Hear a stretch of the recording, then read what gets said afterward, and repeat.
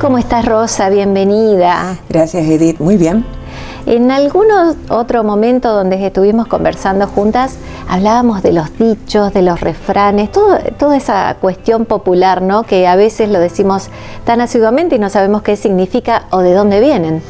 Sí, así es. Y trayendo un poco a colación aquello que mencionábamos sobre lo que aporta lo no lingüístico en la comunicación, esto que sí pertenece al reino del lenguaje escrito y oral, es un matiz que aquel que va a aprender una lengua extranjera, una vez que ha asimilado los aspectos formales, tiene que informarse acerca de esta parte de lo informal, que es lo que generalmente se da en el coloquio, en la conversación de contacto del día a día. Claro. Y recordando un poco cuando comentábamos los aportes que hace el paralenguaje, es decir, las expresiones corporales, los gestos, la postura frente al otro al que le estamos comunicando. Esta temática de frases populares, dichos, refranes, también es importantísima, porque debe de ser aprendida a la par de lo formal. Es lo que en lingüística llaman formulaico. Tal cual. Para explicarlo sencillamente, sin entrar tan en profundidad en el reino de la lingüística, se refiere a que estas frases, por ejemplo, no adquieren el significado por los elementos que la componen individualmente.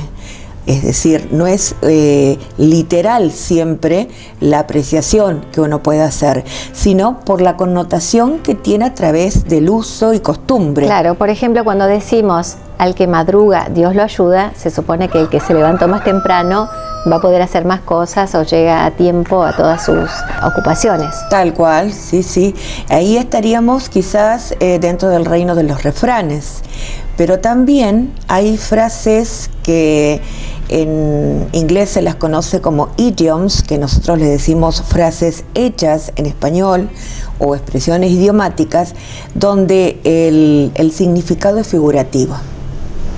Si yo en nuestra sociedad, por ejemplo aquí en Argentina, digo, ayer metí la pata porque comenté sobre el cumpleaños de mi amiga e iba a ser sorpresa. Claro, es como que cometimos una equivocación al contar. Así es. No se toma palabra por palabra su significado, sino que hace alusión al error que se cometió en ese momento, porque se suponía que iba a ser una sorpresa y como tal no pudo serlo al haber hablado yo de más. Claro. Y el extranjero también, así como nosotros cuando aprendemos otro idioma, nos encontramos con estos desafíos en cuanto a entender el significado que va por detrás. El extranjero que llega aquí, por ejemplo, y se encuentra con nuestro español rioplatense, pata, que recién la utilizábamos o la escuchábamos en esta expresión, también aparece en estirar la pata. Se asociaría literalmente a una elongación de los miembros inferiores, cuando en realidad la connotación cultural es morir.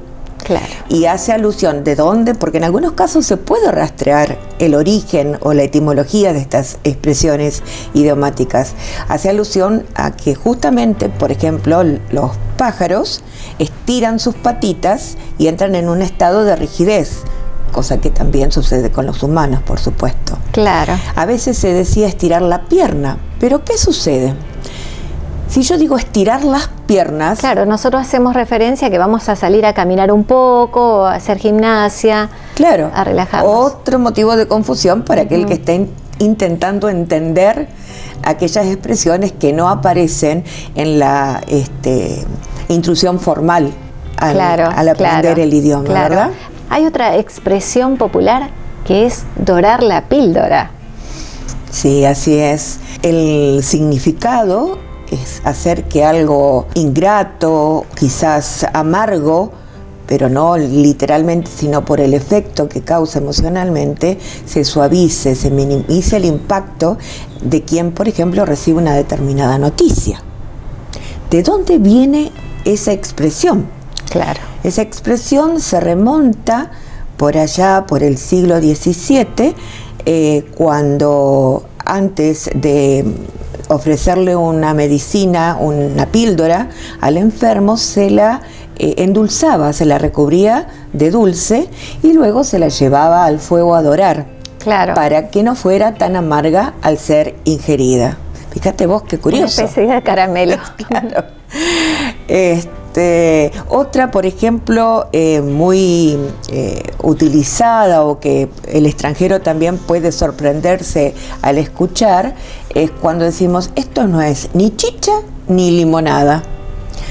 Bueno, aquí el significado es que no podés definir de qué se trata algo que estás recibiendo una información, y tiene que ver con las bebidas, la chicha y la limonada. La chicha es esta bebida que fabricaban los incas antes de la llegada de los españoles a América. Y tenemos, por el otro lado, la limonada, pero en Hispanoamérica la limonada no contiene alcohol. Entonces... Y la limonada creo que es española. Claro, la trajeron sus ellos. Orígenes se remontan a España, sí, relacionados con la conquista.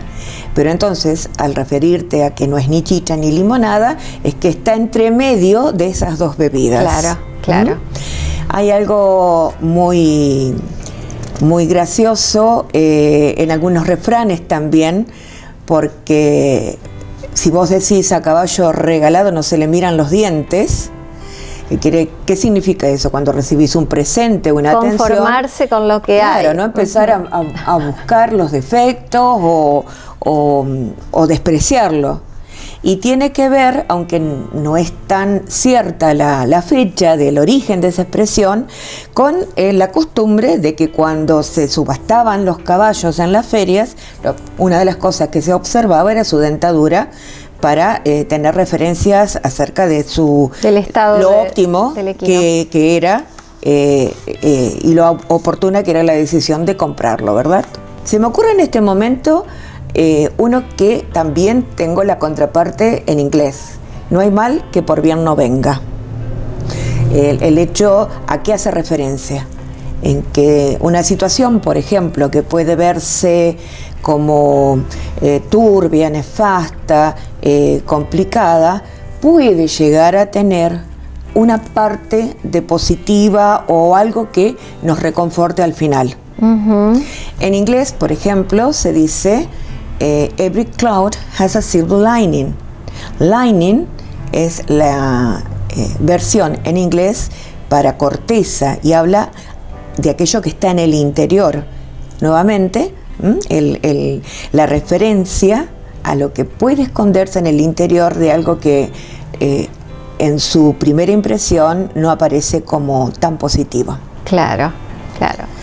Y indagando un poquito sobre este tema, porque es un poco el vicio de haber trabajado con idiomas y también el querer colaborar cuando uno asesora en relaciones públicas, qué es lo que debe de tenerse en cuenta, y bueno, para colaborar a la mejor expresión del otro, me encontré con el caso de un español que fue a trabajar a BBC Mundo en Londres, y él tuvo que admitir que fue allí, en Londres, paradójicamente, donde terminó de aprender acerca del idioma español, pero del idioma español como se habla en Latinoamérica. Claro, él tenía que transmitir información a la comunidad latinoamericana. Así es. Encontró las diferencias que hay entre nosotros y los españoles de la península ibérica. Tuvo que dejar, por ejemplo, expresiones como el vosotros o el pretérito perfecto, y se sorprendió que cuando regresó a España se llevó algunas de estas expresiones, como por ejemplo cola de paja, no tener cola de paja, que un español podría no necesariamente entender el significado escondido, aunque efectivamente puede ser muy sutil, pero también muy explícito. Porque ¿qué pasa si arrimas la paja a un fuego? Quema. Se enciende. Entonces, a eso se refiere. El cola de paja es estar cuidándote de que algo no te afecte o te ponga en evidencia. Claro. Interesante la charla de hoy. Y seguramente hay otra más interesante para el próximo Te Quiero Contar. Por supuesto, siempre voy a sorprenderte. Gracias, Rosa, por venir, y gracias a todos ustedes por seguirnos cada semana.